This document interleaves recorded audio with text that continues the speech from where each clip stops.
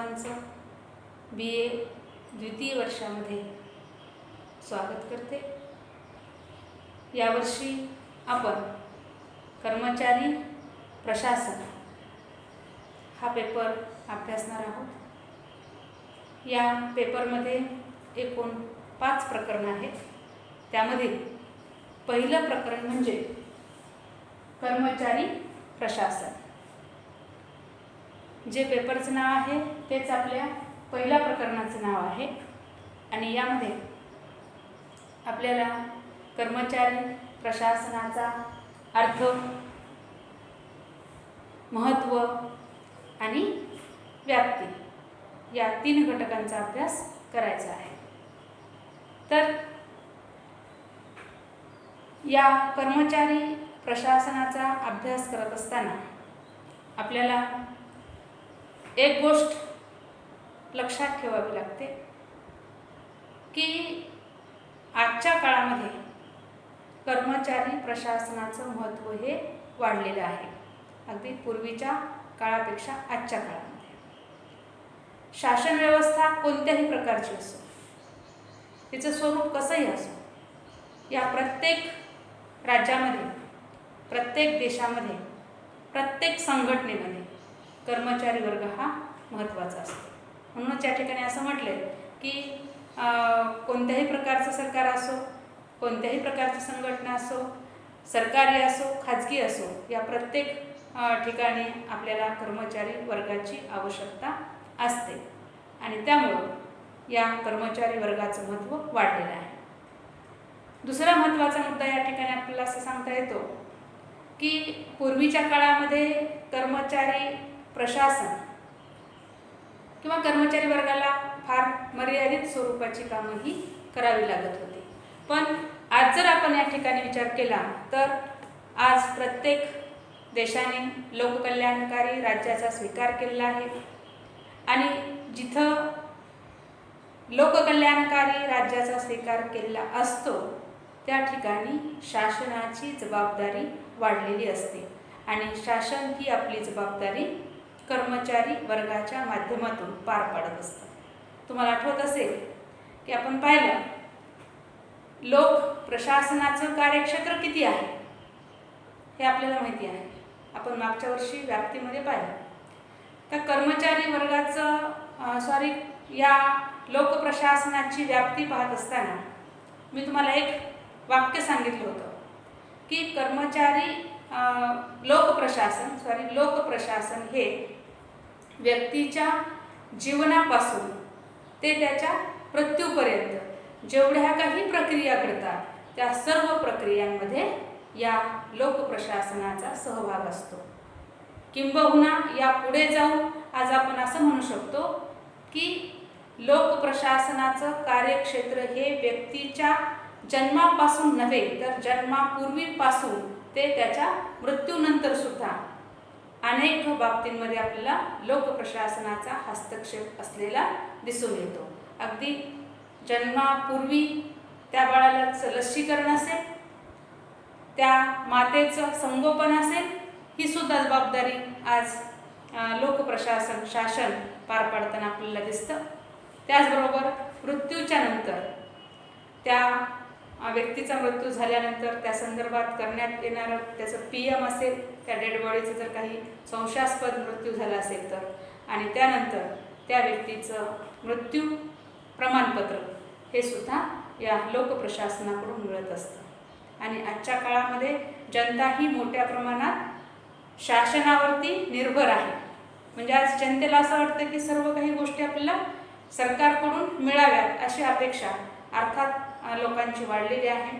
किंवा आपल्याला असं म्हणता येईल की लोकांना आज म्हणजे शासनाकडूनच्या अपेक्षा वाढलेल्या आहेत आणि त्यामुळं या ठिकाणी आज शासनाची जबाबदारी ही मोठ्या प्रमाणात वाढलेली आहे आणि ही वाढलेली जबाबदारी पार पाडण्याचं जे साधन आहे, जी यंत्रणा आहे, त्या यंत्रणेलाच आपण लोकप्रशासन म्हणतो आणि या लोकप्रशासनामधील जो कर्मचारी वर्ग आहे तो अत्यंत महत्त्वाचा या ठिकाणी असतो।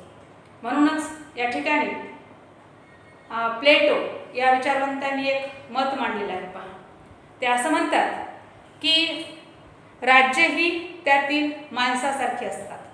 राज्य ही त्यातील माणसासारखी असतात आणि राज्यांची वाढ माणसाच्या चारित्र्यातून होते.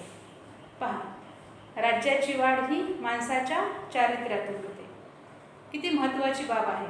मला हे प्लेटोचं उदाहरण तुम्हाला समजून देण्यासाठी एक उत्तम उदाहरण या ठिकाणी आठवतं. ते म्हणजे छत्रपती शिवाजी महाराजांची प्रशासकीय व्यवस्था. छत्रपती शिवाजी महाराजांचा जर आपण या ठिकाणी इतिहास पाहिला तर आपल्या सर्वांना माहिती आहे की त्यांनी त्यांच्या लष्कराला आदेश दिले होते.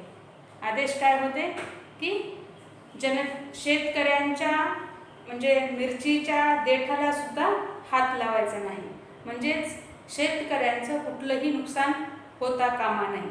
तसेच हे राज्य कोणाचं आहे?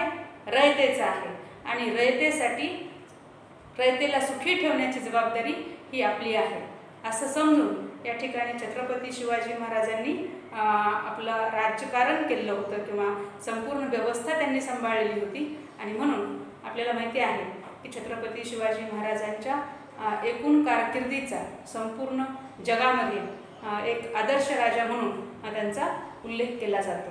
सांगायचा मुद्दा हा आहे की जर राज्याचा विकास करायचा असेल, देशाचा विकास करायचा असेल तर तेथील कर्मचारी वर्ग हा उत्तम असणं अत्यंत आवश्यक असतं. म्हणजेच कर्मचारी प्रशासन त्या ठिकाणी या अनुषंगानं कार्य करतं. याचबरोबर अनेक विचारवंतांनी यामध्ये कर्मचारी प्रशासनाला अनुसरून आपली मतं मांडलेली आहेत. त्यामध्ये दुसरा विचारवंत आहे अल्बर्ट लेपावस्की. आता अल्बर्ट लेपावस्की यांनी काय म्हटलेलं आहे पहा. ते असं म्हणतात की उत्कृष्ट शासन हे राज्यघटना, शासनाचा प्रकार किंवा राज्याने संमत केलेल्या कायद्यावर अवलंबून नसते, तर प्रशासनात असलेल्या योग्य आणि कार्यक्षम व्यक्तीवर अवलंबून असते. आणि शासनात योग्य व्यक्तीला कार्य करण्याची संधी मिळते ते शासन इतर शासनांच्या तुलनेमध्ये अतिशय प्रभावी असते असं आपल्या या ठिकाणी म्हणता येईल किंवा ते श्रेष्ठ असते. तर या अनुषंगानं आपल्याला या अल्बर्ट लेपावस्की म्हणजे या ठिकाणी काय महत्त्वाचं आहे, राज्याच्या विकासासाठी, जनतेच्या विकासासाठी काय महत्त्वाचं आहे, तर निश्चितपणे त्या प्रशासनामधील जो कर्मचारी वर्ग आहे तो त्या ठिकाणी उत्तम असणं, उत्कृष्ट असणं गरजेचं आहे. जर अशा लोकांना त्या ठिकाणी कार्य करण्याची संधी मिळाली तर त्या देशाचा, राज्याचा विकास हा खूप चांगल्या पद्धतीने होतो किंवा असं राज्य हे श्रेष्ठ राज्य ठरल्या जातं असं आपण या ठिकाणी म्हणू शकतो. तसेच याच संदर्भामध्ये आपल्याला आणखीन एक विचारवंताचं मत या ठिकाणी सांगता येतं. तो म्हणजे फेलिक्स निग्रो यांनी असं म्हटले पहा की कर्मचाऱ्यांची कुशलता आणि योग्यताच प्रशासनाचे यश निर्धारित करते. योग्य व प्रतिबद्ध कर्मचारी दुबळ्या प्रशासकीय व्यवस्थेतील उणिवांना दूर करून उद्दिष्टे साध्य करतात. याउलट अपात्र व निकृष्ट कर्मचारी उत्तम प्रशासकीय व्यवस्थेलाही असफल बनवतात. पहा, म्हणजे जर कर्मचारी वर्ग हा चांगला असेल तर तो काय करू शकतो, साधनांची कमतरता असताना सुद्धा तो प्रशासकीय व्यवस्था उत्तम पद्धतीने सांभाळू शकतो. परंतु जर का कर्मचारी वर्ग हा निकृष्ट असेल, अपात्र असेल तर मात्र या ठिकाणी चांगली असणार, म्हणजे साधनं खूप चांगल्या पद्धतीची आहेत परंतु कर्मचारी वर्ग जर त्या ठिकाणी चांगला नसेल तर त्या साधनांचा राष्ट्राच्या विकासासाठी ते चांगला वापर करू शकणार नाही असं मत फेलिक्स निग्रो या विचारवंतांनी मांडलेलं आहे. तर याचबरोबर एक महत्त्वाचं विधान जे केलं आहे ते म्हणजे जॉन दिवे या विचारवंतांनी. जॉन दिवे यांनी असं म्हटले पहा की राज्याचं स्वरूप, त्याचे अधिकारी कसे आहेत यावर अवलंबून असते. म्हणून शासकीय अधिकारी संकुचित, दुराग्रही, गर्विष्ठ आणि मूर्ख नसावेत. पहा, म्हणजे कर्मचारी वर्ग हे असे दुर्गुणयुक्त असू नयेत. तर असे जर मूर्ख, गर्विष्ठ जर लोक प्रशासनामध्ये आले तर निश्चितपणे या ठिकाणी प्रशासनाचं अधपतन होईल, असं मत जॉन दिवे हा अमेरिकन राजकीय तत्त्वज्ञ आहे. त्यांनी आपलं मत या ठिकाणी मांडलेलं आहे. यानंतर आपण कर्मचारी प्रशासनाचा अर्थ आणि व्याख्या हा भाग पाहणार आहोत. तर कर्मचारी प्रशासनाचा अर्थ पाहत असताना कर्मचारी प्रशासनाला सेवक प्रशासन असं सुद्धा म्हटलं जातं. म्हणजे कर्मचारी वर्ग जो वर्ग प्रशासन, सेवक वर्ग प्रशासन असंही संबोधले जातं. याचबरोबर औद्योगिक क्षेत्रामध्ये कर्मचारी प्रशासनाला श्रमसंबंध, कार्मिक प्रशासन किंवा कर्मचारी व्यवस्थापन, कर्मचारी व्यवस्थापन असंही या ठिकाणी संबोधले जातं. तर या ठिकाणी कर्मचारी प्रशासनाला शासकीय संघटनेमध्ये आपण कर्मचारी वर्ग प्रशासन म्हणतो. आणि जरी या ठिकाणी वेगवेगळ्या संघटनेमध्ये त्यांना काही वेगळ्या नावाने संबोधले जात असलं तरीसुद्धा कर्मचारी प्रशासनाची जी काही कार्य आहेत ती कार्य सर्व ठिकाणी सारखीच आहेत. म्हणजेच या ठिकाणी कर्मचारी प्रशासनाअंतर्गत आपल्याला कर्मचारी वर्गाची भरती करणं, त्यांना प्रशिक्षण देणं, त्यांची बढती करणं, त्यांच्या सेवांचं नियमन करणं, सेवानिवृत्ती असेल, इतर ज्या काही म्हणजे कर्मचारी वर्ग कल्याणाच्या ज्या काही योजना असतील त्या योजना राबवणं असेल, ह्या सर्वच गोष्टींचा विचार हा या कर्मचारी वर्ग प्रशासनाच्या माध्यमातून केला जातो. नाव कोणतंही असेल परंतु सर्व ठिकाणी कर्मचारी वर्ग प्रशासनाला जी काही कामं करावी लागतात ती सारख्याच स्वरूपाची असतात असं आपल्या या ठिकाणी म्हणता येईल. आता आपण पाहतो की कर्मचारी प्रशासनाला इंग्लिशमध्ये काय म्हणतात, पर्सोनेल ॲडमिनिस्ट्रेशन. परंतु त्या ठिकाणी त्यांना काय करायचं आहे, रिक्रुटमेंट करायचे आहे, ट्रेनिंग द्यायचं आहे, त्यानंतर त्यांना प्रमोशन द्यायचं आहे, रिटायरमेंट द्यायचे आहे, त्यांचे जे काही वेगवेगळे रूल्स आहेत ते बनवायचे आहेत. तर ही सर्व कामं ही त्या ठिकाणी करावी लागतात. त्यामुळं सर्वत्र जवळपास सारख्याच पद्धतीची कामं ही आपल्याला विविध संघटनांमध्ये असणाऱ्या कर्मचारी वर्गाच्या अनुषंगानं वेगवेगळ्या म्हणजे औद्योगिक क्षेत्रामध्ये सुद्धा त्याच पद्धतीनं त्यांचं नियमन व्यवस्थापन करावं लागतं आणि लोकप्रशासनामध्ये सुद्धा त्याच पद्धतीनं कर्मचारी वर्गाची भरती, प्रशिक्षण, बढती ह्या गोष्टी केल्या जातात.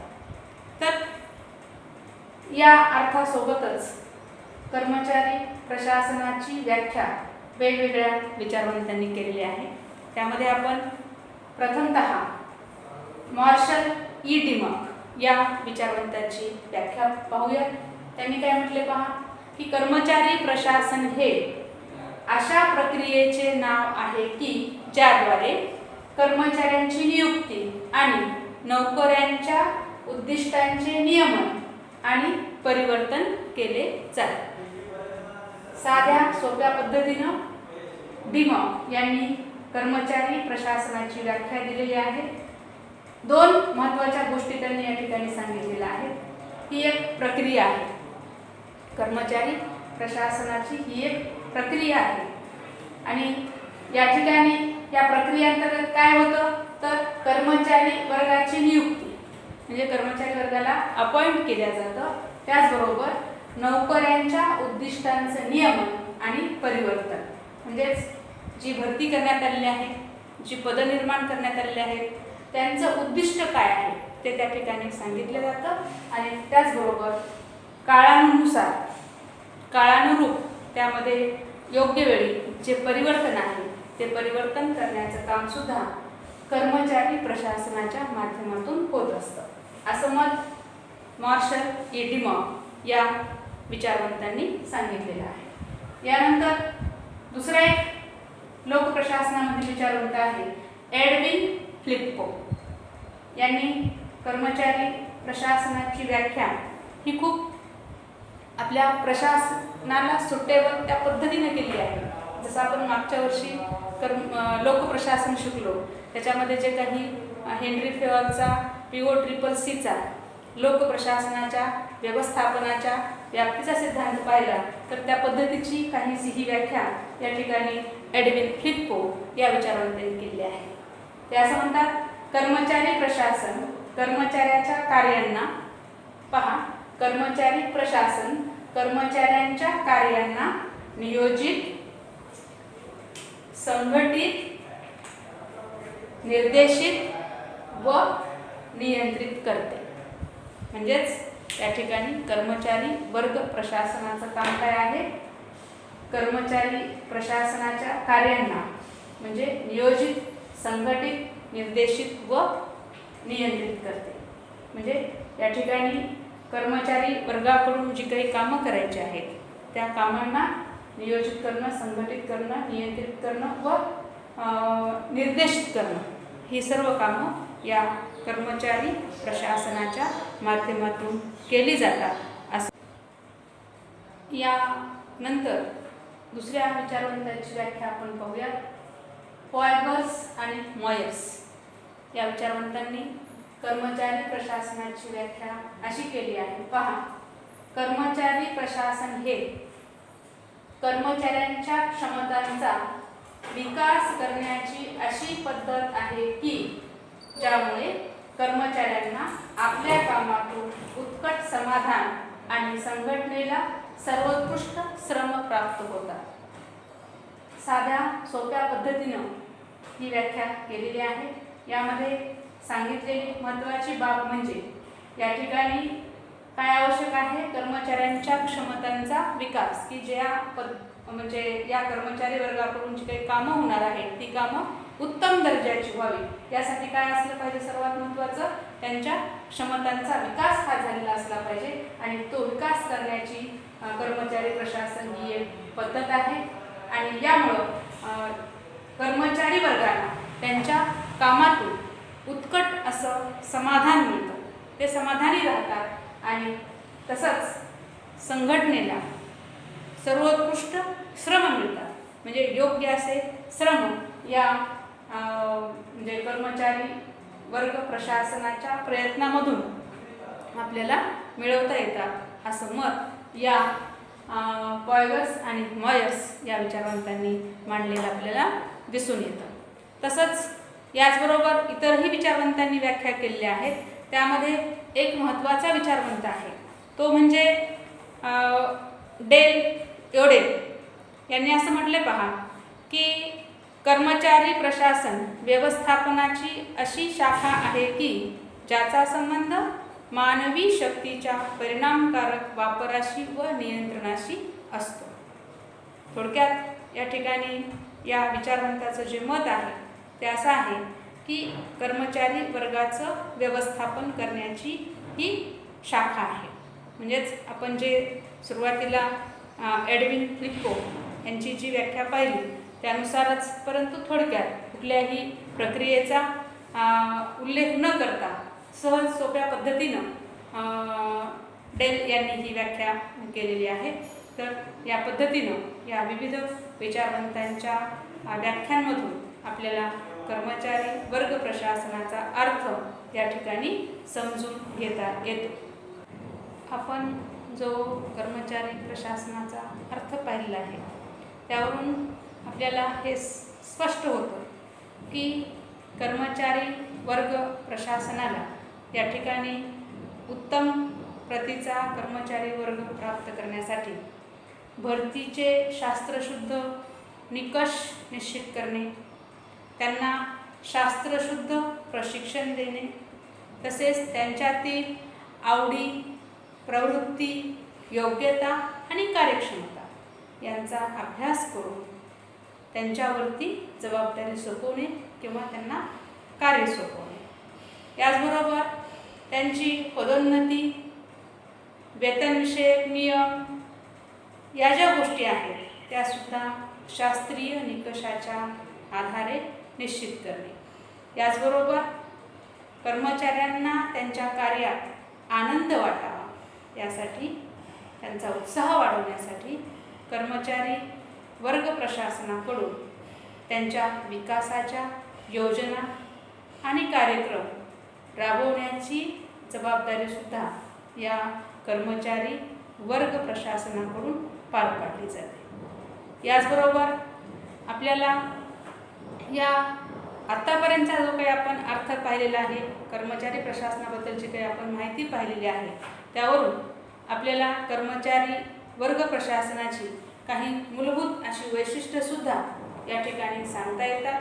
त्यामध्ये कर्मचारी प्रशासन प्रशासकीय संघटनेत कार्य करणाऱ्या कर्मचाऱ्यांशी संबंधित असतं.